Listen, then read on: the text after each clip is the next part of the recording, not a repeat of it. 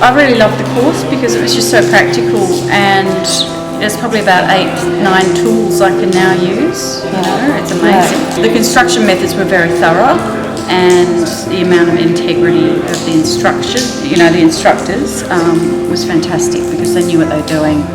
And when they build for cyclonic conditions, which is really good.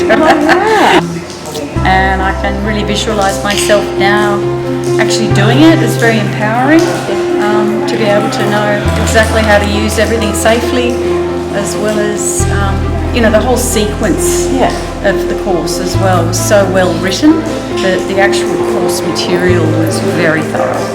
Yeah. So I feel very capable now. It's fantastic. I just have to go and rope my husband in and my kids.